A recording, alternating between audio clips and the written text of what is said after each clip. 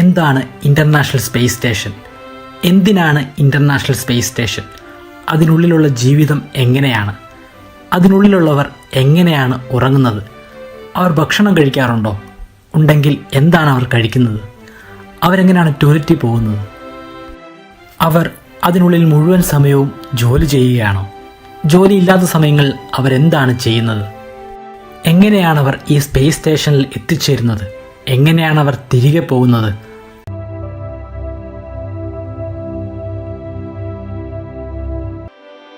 Space സ്റ്റേഷൻ്റെ ഉള്ളിൽ gravity ഇല്ല എന്ന കാര്യം നിങ്ങൾക്കറിയാമല്ലോ. അതുകൊണ്ട് തന്നെ ഇതിൻ്റെ ഉള്ളിൽ ഒരു തറയോ അല്ലെങ്കിൽ ഭിത്തിയോ അതുമല്ലെങ്കിൽ സീലിങ്ങോ ഇല്ല എന്ന് തന്നെ പറയാം. 4 വശങ്ങൾ എന്ന് മാത്രമേ നമുക്കതിനെ കാണാൻ കഴിയൂ. കാരണം നിങ്ങൾ ഒരിടത്തും ചവിട്ടി നിൽക്കുന്നില്ല. നിങ്ങൾക്ക് നിങ്ങളുടെ തറ ഇതാക്കാം. ഇത് സുനിത വില്യംസ് ആണ്. അവർ പറയുന്നത് ഇവിടെ അവരിൽപ്പെട്ട 6 പേർ കിടന്നുറങ്ങാറുണ്ടെന്നാണ്. ഭൂമിയിലെ പോലെ ഒരു കട്ടിലിൽ നമുക്ക് കിടന്നുറങ്ങാൻ സാധിക്കില്ല. കാരണം കിടന്നാൽ നമ്മുടെ ശരീരം അവിടെ മുട്ടി കിടക്കത്തില്ല. കാരണം ഇവിടെ ഗ്രാവിറ്റി ഇല്ലല്ലോ. അപ്പോൾ എങ്ങനെയാണ് കിടന്നുറങ്ങുന്നത്? ഇവിടെ ഒരു ബാഗുണ്ട്. ആ ബാഗിന് ഉള്ളിൽ കയറി കിടന്നാണ് ഉറങ്ങുന്നത്. ആ ബാഗിനെ ഇവർ സ്ലീപ്പ് സ്റ്റേഷൻ എന്നാണ് വിളിക്കുന്നത്. ഇവിടെ ഏത് പൊസിഷനിലും നിങ്ങൾക്ക് കിടന്നുറങ്ങാൻ സാധിക്കുന്നതാണ്. നിങ്ങൾക്ക് തലകുത്തനെ വേണമെങ്കിൽ കിടക്കാം, നേരെ നിന്ന് വേണമെങ്കിൽ കിടക്കാം. നിങ്ങളീ കാണുന്നത് ഒരു ഓഫീസ് റൂമും ഒരു റീഡിംഗ് റൂമും കൂടിയാണ്. ഇവിടെ ഒരു കമ്പ്യൂട്ടറുണ്ട്. ആ കമ്പ്യൂട്ടർ ഉപയോഗിച്ച് നിങ്ങൾക്ക് വർക്ക് ചെയ്യാൻ സാധിക്കും. ഇങ്ങനെ 6 സ്ലീപ്പിംഗ് സ്റ്റേഷനുകളാണ് ഇവിടെ ഉള്ളത്. സുനിത വില്യംസ് കാണിക്കുന്നത് പോലെ ഈ 6 എണ്ണവും 6 ഭാഗത്താണ്. ഏകദേശം ഒരു സർക്കിൾ എന്ന പോലെയാണ് ആളുകൾ കിടന്നുറങ്ങുന്നത്. ഒന്ന് സീലിങ്ങിൽ, ഒന്ന് ഫ്ലോറിൽ, മറ്റ് 2 വശങ്ങളിൽ. പക്ഷേ ഇതൊക്കെ നമ്മളുടെ ഒരു പരിചയത്തിന് വേണ്ടി പറഞ്ഞതാണ്. ഇവിടെ ഫ്ലോറോ സീലിങ്ങോ ഒന്നും തന്നെ ഇല്ല. എല്ലാം വശങ്ങൾ മാത്രമാണ്. ഈ കാണുന്നത് അമേരിക്കയുടെ ഒരു ലബോറട്ടറിയാണ്. ഇതൊരു ലബോറട്ടറി മാത്രമല്ല, ഇത് ഒരു എക്സസൈസ് റൂമും കൂടിയാണ്. ഇവിടെ വ്യായാമം ചെയ്യാം. വ്യായാമം ചെയ്യാമെന്നല്ല, നിർബന്ധമായും വ്യായാമം ചെയ്തിരിക്കണം. കാരണം ഇവിടെ ഗ്രാവിറ്റി ഇല്ല. അതുകൊണ്ട് തന്നെ നിങ്ങളുടെ മസിലിൻ്റെയും അസ്ഥിയുടെയും സ്ട്രെങ്ത് ക്രമേണ കുറഞ്ഞു വരും. അത് നിലനിർത്തണമെങ്കിൽ തീർച്ചയായും നിങ്ങളിവിടെ വ്യായാമം ചെയ്തിരിക്കണം. ഇത് എക്സർസൈസ് ചെയ്യാൻ ഉപയോഗിക്കുന്ന ഒരു സൈക്കിളാണ്. ഇതിന് പെഡൽസ് ഉണ്ട്. നമുക്കിതിൽ പെഡലിംഗ് ചെയ്യാവുന്നതാണ്. പക്ഷേ നമ്മുടെ ഭൂമിയിലുള്ള സൈക്കിൾ പോലെ ഇതിന് ചെയറില്ല, അല്ലെങ്കിൽ നമുക്കിതിൽ ഇരിക്കാൻ സാധിക്കത്തില്ല. സുനിത വില്യംസ് പറയുന്നത് അവർ കഴിഞ്ഞ 6 മാസമായി ഇവിടെ ഇരുന്നിട്ടില്ല എന്നാണ്. ഗ്രാവിറ്റി ഉണ്ടെങ്കിലല്ലേ അവിടെ ഇരിക്കാൻ കഴിയൂ. ലബോറട്ടറി കം എക്സർസൈസ് റൂമിൽ നിന്ന് അവർ നേരെ പോകുന്നത് എങ്ങോട്ടാണെന്നറിയണ്ടേ? അത് ഒരു അടുക്കളയാണ്. ഇറച്ചിയും മുട്ടയും പച്ചക്കറികളും പയറുവർഗത്തിൽപ്പെട്ടവയും എല്ലാം പല പാക്കറ്റുകളിലായി ഇവിടെ കെട്ടിവച്ചിട്ടുണ്ട്. കൂടാതെ ഭൂമിയിൽ തന്നെ പ്രിപ്പയർ ചെയ്ത് കൊണ്ടുവന്നിട്ടുള്ള ബാർബിക്യൂ പോലുള്ള ഭക്ഷണങ്ങളും ഈ കൂട്ടത്തിലുണ്ട്. അവയൊന്ന് ചൂടാക്കിയെടുത്തതിന് ശേഷം ഭക്ഷിക്കാവുന്നതാണ്.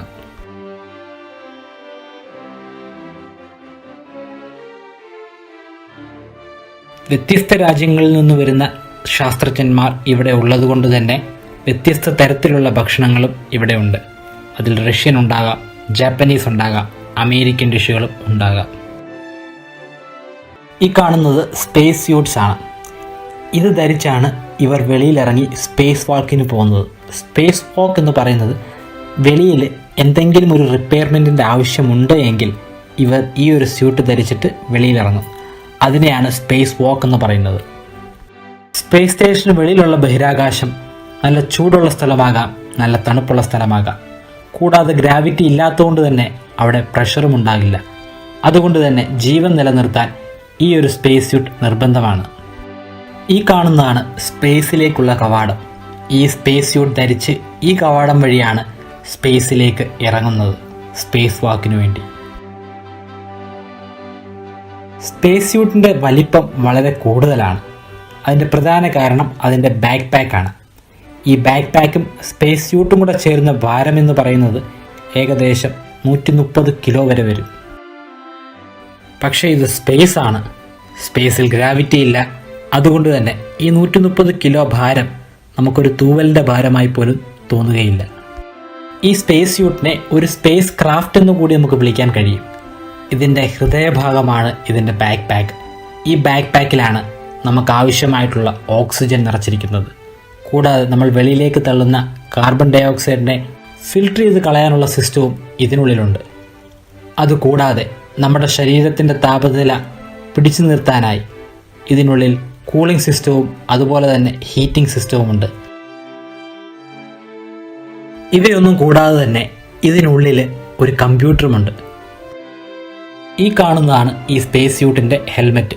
തീർച്ചയായും നമ്മളുടെ തല ഇതിൻ്റെ ഉള്ളിൽ തന്നെ ആയിരിക്കും. പക്ഷേ നമ്മളുടെ തല തിരിയുന്നതനുസരിച്ച് ഈ ഹെൽമെറ്റ് തിരിയില്ല. നമുക്ക് അങ്ങോട്ടോ ഇങ്ങോട്ടോ എങ്ങോട്ട് വേണമെങ്കിലും നമ്മളുടെ തല തിരിക്കാം. പക്ഷേ അതിനനുസരിച്ച് ഹെൽമെറ്റ് തിരിയുകയില്ല. കാരണം അത് ഈ സ്യൂട്ടുമായിട്ട് ഫിക്സ് ചെയ്ത് വെച്ചേക്കുകയാണ്. കൂടാതെ ഇതിൽ ഒരു സൺഗ്ലാസുമുണ്ട്.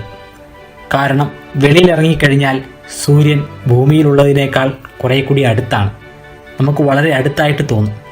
അതുകൊണ്ട് തന്നെ സൂര്യനെ നേരിട്ട് നോക്കുന്നത് നമ്മുടെ കണ്ണിനും കേടായിരിക്കും. അത് ഒഴിവാക്കാനായി, സൂര്യൻ്റെ ക്ലിയർ കിട്ടാതിരിക്കാനായി ഒരു സൺഗ്ലാസും ഇതിനുണ്ട്. അടുത്തത് നിങ്ങളെ ഏറ്റവും കൂടുതൽ ഞെട്ടിക്കുന്ന ഒരു സ്ഥലമാണ്.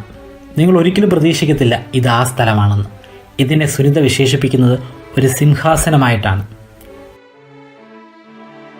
ഇപ്പോൾ നിങ്ങളിൽ കുറച്ചു പേർക്കെങ്കിലും മനസ്സിലായി കാണും ഇത് എന്തിനുള്ള സ്ഥലമാണെന്ന്. സുനിത പറയുന്നു, ഇവിടെ 2 കാര്യങ്ങളുണ്ട്. 2 കാര്യങ്ങൾ നമുക്ക് ചെയ്യാം. ആ 2 കാര്യങ്ങളിൽ നമ്പർ 2 ചെയ്യുന്നത് ഇവിടെയാണ്. പക്ഷേ ഇതിൻ്റെ വലിപ്പം വളരെ ചെറുതാണ്.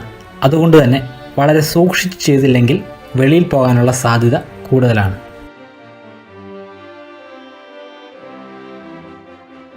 ഇതാണ് നമ്പർ 1 ചെയ്യാനുള്ള സാധനം. ഒരേ സമയത്ത് തന്നെ നമുക്ക് നമ്പർ 1ഉം നമ്പർ 2ഉം ചെയ്യാൻ സാധിക്കുമെന്നാണ് സുനിത പറയുന്നത്.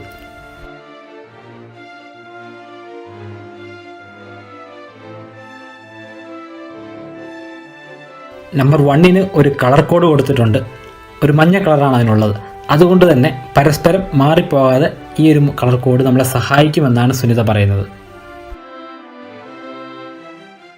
അതിൻ്റെ ഒരു വശത്ത് ആ കാണുന്നതാണ് ടോയ്ലറ്റ് പേപ്പേഴ്സ്. പല രാജ്യത്തിലുള്ള ആളുകൾ ഇവിടെ വർക്ക് ചെയ്യുന്നുണ്ട്. അതുകൊണ്ട് തന്നെ ആ രാജ്യത്തെ സ്പെഷ്യാലിറ്റി അനുസരിച്ചുള്ള വ്യത്യസ്തമായിട്ടുള്ള ടോയ്ലറ്റ് പേപ്പർ ആണ് അവിടെ അറേഞ്ച് ചെയ്തിരിക്കുന്നത്. കൂടാതെ സ്നഗ്ഗിയുണ്ട്. ചില സിറ്റുവേഷനുകളിൽ നമുക്ക് സ്നഗ്ഗി ഉപയോഗിക്കേണ്ട ഒരവസ്ഥയുണ്ടാകും. അതുകൂടാതെ ആ ഒരു ടോയ്ലറ്റ് ക്ലീൻ ചെയ്യാനുള്ള ചില പേപ്പറുകളുമുണ്ട്. കാരണം ചില സിറ്റുവേഷനിൽ നമ്മളുടെ നമ്പർ 1ഉം നമ്പർ 2ഉം കറക്റ്റായിട്ട് എയിം ചെയ്തില്ല എങ്കിൽ അത് വെളിയിൽ പോകാൻ ചാൻസ് ഉണ്ട്. വെളിയിൽ പോയി കഴിഞ്ഞാൽ അത് നിലത്തേക്കല്ല വീഴുന്നത്. കാരണം ഇവിടെ നിലം ഇല്ല. പകരം അതവിടെ പറന്ന് നടക്കുകയായിരിക്കും ചെയ്യുക. അത് ഒഴിവാക്കാനായിട്ട് ചില ക്ലീനിങ് പേപ്പേഴ്സും അവിടെയുണ്ട്. കൂടാതെ ടോയ്ലറ്റിൽ നിങ്ങൾക്ക് പ്രൈവസി അത്യാവശ്യമാണെങ്കിൽ ഈ ഒരു ഡോർ ഉപയോഗിച്ച് അടയ്ക്കാവുന്നതാണ്.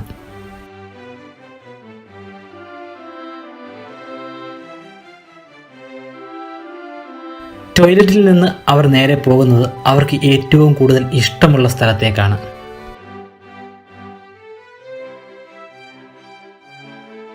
ഈ സ്ഥലത്തിൻ്റെ പേര് കൂപ്പോള എന്നാണ്. ഇവിടെ നിന്ന് താഴേക്ക് നോക്കിക്കഴിഞ്ഞാൽ നമ്മളുടെ വീട് കാണാം. അതായത് നമ്മുടെ ഭൂമി കാണാം. ബഹിരാകാശത്തു നിന്നുള്ള ഭൂമിയുടെ വീക്ഷണങ്ങൾ നമുക്കവിടെ നിന്ന് കാണാം.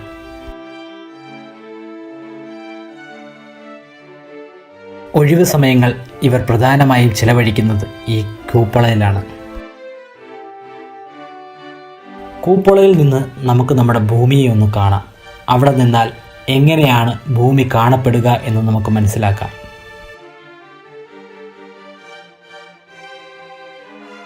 നമ്മൾ കൂപ്പളയിൽ എത്തിയിരിക്കുന്നത് ശരിയായ സമയത്തല്ല. കാരണം താഴെ മേഘങ്ങൾ നിറഞ്ഞു നിൽക്കുകയാണ്. സാധാരണഗതിയിൽ മുകളിലാണ് മേഘമെങ്കിൽ ഇവിടെ ഈ കൂപ്പളയിൽ നിൽക്കുമ്പോൾ നമ്മുടെ പാദങ്ങൾക്ക് കീഴെയാണ്. പക്ഷേ മേഘങ്ങൾ ഉണ്ടെങ്കിൽ പോലും സുനിതയ്ക്ക് ഈ സ്ഥലം വളരെ കൃത്യമായി തന്നെ ഐഡൻറ്റിഫൈ ചെയ്യാൻ സാധിക്കും. ഇത് ആഫ്രിക്കയുടെ മുകൾ ഭാഗമാണെന്നാണ് സുനിത പറയുന്നത്. ഈ കാണുന്നതാണ് സോയൂസ് സ്പേസ് ക്രാഫ്റ്റ്. അല്പസമയം കൂടെ കഴിഞ്ഞാൽ സുനിതയും കൊളീഗ്സും ഈ ഒരു സ്പേസ് ക്രാഫ്റ്റിൽ നമ്മുടെ ഭൂമിയിലേക്ക് തിരികെ എത്തുമെന്നാണ് അവർ പറയുന്നത്. ഇത് സ്പേസ് സ്റ്റേഷനിലെ മറ്റൊരു എക്സർസൈസിങ് സെക്ഷനാണ്. ഇവിടെ എയർ റെഡ് എന്ന പേരിൽ ഒരു എക്യുപ്മെൻ്റ് ഉണ്ട്. ഈ സ്പേസ് സ്റ്റേഷനിൽ വന്നതിന് ശേഷം നിങ്ങൾ എന്തെങ്കിലും തരത്തിലുള്ള ഒരു ഭാരം അല്ലെങ്കിൽ ഒരു വെയിറ്റ് തിരിച്ചറിയണമെങ്കിൽ ഈ ഒരു എക്യുപ്മെൻ്റ് തന്നെ യൂസ് ചെയ്യണം. അടുത്തത് റഷ്യയുടെ സെഗ്മെൻറ്റിലേക്കുള്ള യാത്രയാണ്.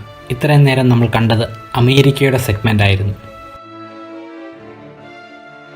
ഇത് വളരെ ഇടുങ്ങിയ ഒരു ഹോളാണ്. ഇതിൻ്റെ ഏറ്റവും വലിയ പ്രത്യേകത എന്ന് പറഞ്ഞാൽ 1998 ഈ ഒരു മൊഡ്യൂൾ സ്ഥാപിച്ചത്. അതായത് ശരിക്കും സ്പേസ് സ്റ്റേഷൻ പ്രവർത്തിച്ചു തുടങ്ങുന്നതിന് വർഷങ്ങൾക്ക് മുമ്പ്. സ്പേസ് സ്റ്റേഷൻ്റെ തന്നെ ആദ്യത്തെ സെഗ്മെൻറ്റും ഈ കാണുന്നതാണ്. ഇതിന് ശേഷമാണ് ബാക്കിയുള്ള സെഗ്മെൻ്റ് എല്ലാം ആഡ് ചെയ്തത്.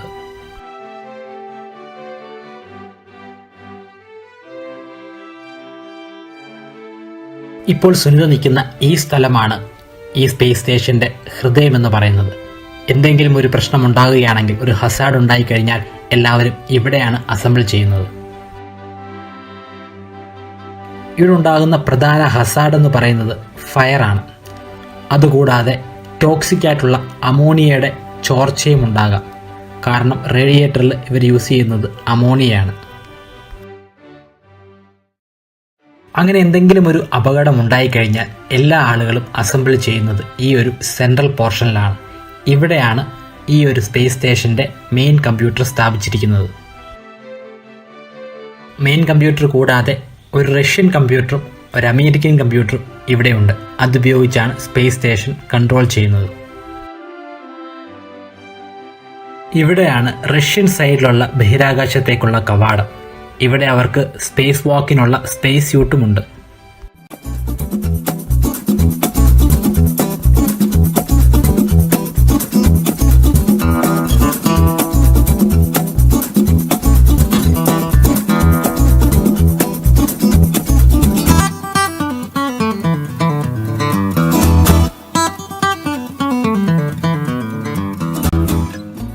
ഇവിടുന്ന് താഴേക്ക് പോകുമ്പോഴാണ് സുനിതയും കൊളീഗ്സും എത്തിച്ചേർന്ന സ്പേസ് ക്രാഫ്റ്റിലെത്തുന്നത്.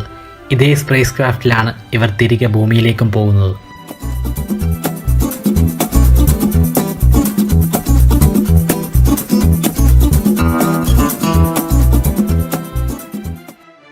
ഇതാണ് ആ സ്പേസ് ക്രാഫ്റ്റിൻ്റെ കവാടം.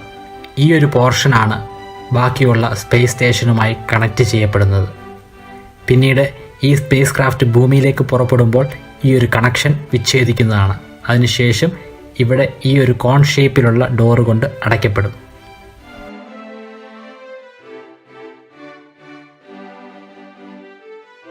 വളരെ ഇടുങ്ങിയ ഒരു സ്പേസ് ക്രാഫ്റ്റാണ്.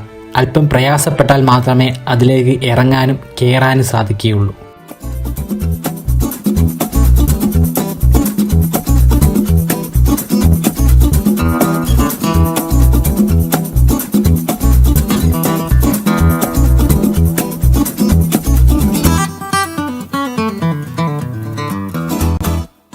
ഈ കാണുന്ന ഇടുക്കാണ് ഇതിൻ്റെ ഒരു സീറ്റ് എന്ന് പറയുന്നത്. ഈ ഇടുക്കിലിരുന്നാണ് സുനിത ഉൾപ്പെടെയുള്ള മറ്റ് ബഹിരാകാശ യാത്രക്കാർ സഞ്ചരിക്കുന്നത്. ആ സീറ്റിന് മുൻപിലായി കാണുന്നതാണ് കൺട്രോൾ പാനൽ. ആ കൺട്രോൾ പാനൽ ഉപയോഗിച്ചാണ് ഈ ഒരു പേടകത്തെ അവർ കൺട്രോൾ ചെയ്യുന്നത്. കൺട്രോൾ പാനലിനോട് ചേർന്ന് തന്നെ നീളത്തിൽ ഒരു കോല് പോലൊരു വസ്തുവുണ്ട്. ഇതുപയോഗിച്ചാണ് അവർ ഗ്രൗണ്ടിലുള്ള സ്റ്റേഷനുമായി കമ്മ്യൂണിക്കേറ്റ് ചെയ്യുന്നത്. അവർ ഇരിക്കുന്ന സീറ്റിന് തൊട്ടു പുറകിലായി അവരോട് ചേർന്ന് കിടക്കുന്നതാണ് പാരച്യൂട്ട്.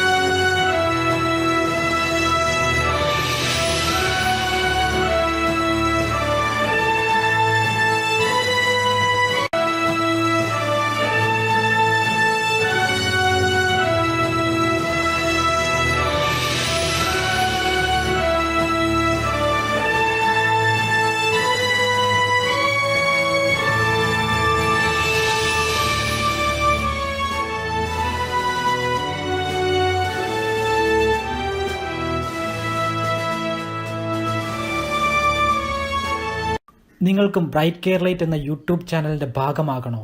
അങ്ങനെയെങ്കിൽ സബ്സ്ക്രൈബ് ബട്ടണോട് ചേർന്ന് കാണുന്ന ജോയിൻ ബട്ടണിൽ ക്ലിക്ക് ചെയ്യുക. ഈ ചാനൽ തീർച്ചയായും സബ്സ്ക്രൈബ് ചെയ്യുക, ബെൽ ഐക്കൺ പ്രസ് ചെയ്യുക, ലൈക്ക് ചെയ്യുക. നിങ്ങളുടെ ലൈക്ക് ഞങ്ങൾക്ക് ഇനിയുള്ള വീഡിയോകൾ ചെയ്യാനുള്ള പ്രചോദനമായിരിക്കും.